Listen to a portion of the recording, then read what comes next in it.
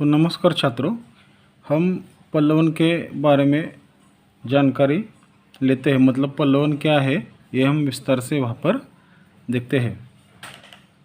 समय के प्रातः 11 बज चुके हैं। स्थान है 12वीं कक्षा और वहाँ पर रंगमंच मतलब जो कक्षा में विद्यार्थी है वहाँ पर प्रवेश कर रहे हैं। कुछ विद्यार्थी आपस में बातें कर रहे हैं। तो देखो, हर किसी के कक्षा में आप जाते हैं तो वहाँ जाकर एक दूसरे से बातें करते हैं, जान पहचान कर लेते हैं। उसी की तरह यहाँ पर विद्यार्थी क्या कर रहे हैं, बातें कर रहे हैं। कुछ ऊंचे स्वर में एक दूसरे को पुकार रहे हैं, तभी हिंदी शिक्षक कक्षा में प्रवेश करते हैं। तो देखो, वहाँ पर कई बच्चे एक दूसरे को ऊंचे स्वर में पुकार रहे हैं और तभी वहाँ जाकर जो हिंदी शिक्षक है वहाँ पर कक्षा में आ जाते हैं। तो तभी सभी विद्यार्थी खड़े होकर नमस्ते करते हैं। मतलब देखो, वहाँ पर एक प्रकार का यह सम्मान है। मतलब कोई भी शिक्षक या कोई बुजुर्ग आदमी वहाँ पर आता है तो एक तो आप क्या करते हैं, उनसे नमस्ते करते हैं, नहीं तो उनके पाँव छूते हैं। मतलब ये एक संस्कार है। तो अध्यापक कहते हैं, नमस्ते विद्यार्थियों, बैठ जाइए, हमारा हिंदी का पाठ्यक्रम पढ़ाना पूर्ण हो गया है। तो देखो, वहाँ पर जो हिंदी का पाठ्यक्रम है वो पूरा हो चुका है और परीक्षाएं समीप है। मतलब परीक्षा नज़दीक आ चुकी है। अब हमें प्रश्न पत्र के सभी प्रश्नों का आकलन एवं अध्ययन करना चाहिए। तो देखो, वहाँ पर परीक्षा अगर नज़दीक आती है तो वहाँ पर हम क्या करते हैं, उसका आकलन करते हैं। मतलब उसे समझ लेते हैं, फिर अध्ययन करते हैं और प्रश्न पत्र में कैसे प्रश्न आते हैं इसके बारे में सोचते हैं। तो आगे वो कहते हैं, क्या आपने प्रश्न पत्र का अवलोकन किया है? मतलब आपने जो प्रश्न पत्र है वो जांच पड़ताल की है। मतलब कौन से प्रश्न कैसे आएंगे, कितने अंकों के लिए आएंगे, ये आपने जांच पड़ताल की है? तो रोशन कहता है, जी सर, प्रश्न पत्र का अध्ययन हमने भली भांति किया है। तो यहाँ पर जो रोशन है वो वहाँ पर हाँ में हाँ मिलाता है और जो प्रश्न पत्र का जो अध्ययन है उसने अच्छे तरीके से किया है। तो अध्यापक कहते हैं, तो क्या प्रश्न पत्र की दृष्टि से कोई ऐसा प्रश्न है जो आपको उत्तर लिखने की दृष्टि से कठिन जान पड़ता है? तो वहाँ पर अध्यापक क्या करते हैं कि आपने ऐसा कोई प्रश्न पत्र देखा है कि आपको उत्तर लिखने के लिए कठिनाई हो जाती है या जान पड़ती है, ऐसा कोई सवाल है? आगे तो प्रतीक वहाँ पर कहता है, सर, प्रश्न पत्र में सारे प्रश्न बड़े ही सरल और आसान है। तो देखो, वहाँ पर प्रतीक क्या कहता है कि ये जो प्रश्न पत्र हमने देखा है ये बहुत ही सरल और आसान है। मतलब ये हम अच्छे तरीके से समझ सकते हैं। तो अध्यापक कहते हैं, यह तो बड़ी अच्छी बात है। लगता है आप लोगों ने प्रश्न पत्र की या फिर उसके अलग अलग विभागों के प्रश्नों को बारीकी से नहीं देखा है। मतलब अध्यापक क्या करते हैं, कहते हैं कि ये तो बहुत बड़ी अच्छी बात है। मतलब आपको सभी प्रश्न सरल और आसान लग रहे हैं, लेकिन ये जो प्रश्न पत्र है उसमें अलग अलग विभाग के प्रश्न बारीकी से आपने नहीं देखा है।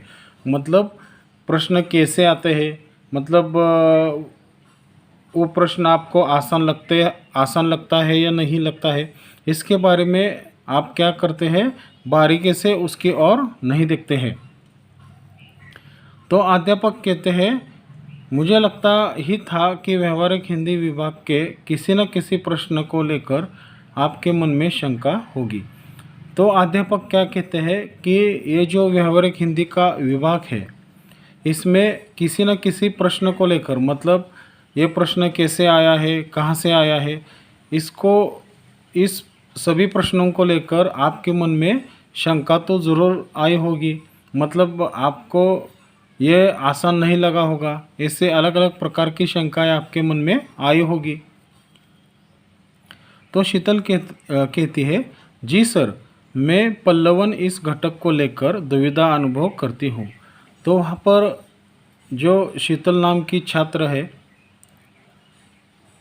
वो क्या कहती है कि ये जो पल्लवन का जो घटक है उस घटक को लेकर वो दुविधा में पड़ चुकी है। मतलब ये पल्लवन क्या है, इसमें क्या करना है, मतलब इस दुविधा का अनुभव वहाँ पर कराती है। पल्लवन किसे कहते हैं, इसका उत्तर कैसे लिखा जाता है और इसकी व्याख्या क्या होती है। मतलब देखो वहाँ पर शीतल को भी ऐसे अलग प्रकार के सवाल मन में उत्पन्न हुए हैं। वो कौन से है, पल्लवन किसे कहते हैं, मतलब पल्लवन की परिभाषा क्या है, उसका उत्तर कैसे लिखा जाता है और वो पल्लवन कैसे लिखते हैं, इसके बारे में अलग अलग प्रकार के जो सवाल है उनके मन में खाए जा रहे थे। तो अध्यापक कहते हैं, विद्यार्थी मित्रों, क्या पल्लवन घटक आप सभी को कठिन नहीं जान पड़ता है। तो वहाँ पर अध्यापक क्या कहता है कि ये जो पल्लवन घटक है आप सभी को कठिन नहीं लगता, मतलब आपको कठिन तो लगना ही चाहिए। तो प्रतीक रोशन कहता है कि एक साथ, जी सर, मतलब उनको ये पल्लवन का जो घटक है कठिन लगते जा रहा है। हमारा ध्यान इस घटक से थोड़ा हट गया था। हम सभी आपसे निवेदन करते हैं कि आप पल्लवन पर विस्तार में प्रकाश डालिए। तो देखो वहाँ पर जो प्रतीक और जो रोशन है उन्होंने वहाँ पर हाँ मिलाई है। फिर बाद में उनका जो ध्यान है इस पल्लवन के घटक से वहाँ पर से हट चुका था। तो वो क्या करते हैं कि एक प्रकार से निवेदन करते हैं कि सर, आप पल्लवन इस विषय पर विस्तार से प्रकाश डालिए। आगे अध्यापक कहता है, फिर भी रोशन, पल्लवन से क्या तात्पर्य है, तुम इस विभाग के बारे में क्या जानते हो। तो देखो वहाँ पर उनको लगता है कि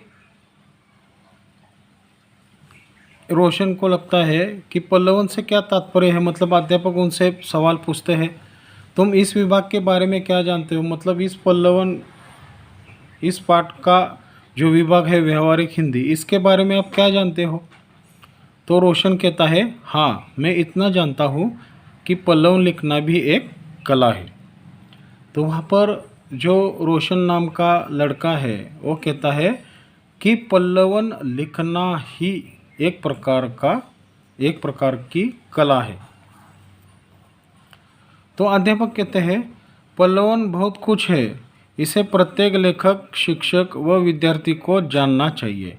तो देखो वहाँ पर अध्यापक क्या कहते हैं कि पल्लवन में सीखने के लिए बहुत कुछ है, इसे प्रत्येक मतलब लेखक हो, शिक्षक हो, विद्यार्थी को यह जानना आवश्यक ही है। तो गौरांश कहता है कि इतनी ज़रूरी क्यों है पल्लवन की जानकारी।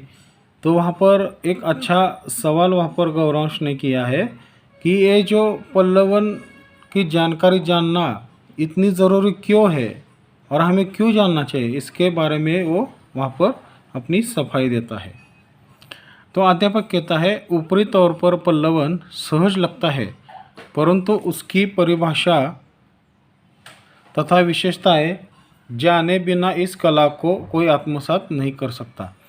तो देखो वहाँ पर ऊपरी तौर पर हम देखते हैं कि मतलब हम सहजता से हम देखते हैं कि पल्लवन बहुत ही सरल और सीधे शब्दों में लगता है, लेकिन उसकी जो परिभाषा है मतलब व्याख्या हम कहते हैं और विशेषताएं जाने बिना इस कला को कोई आत्मसात नहीं कर सकता।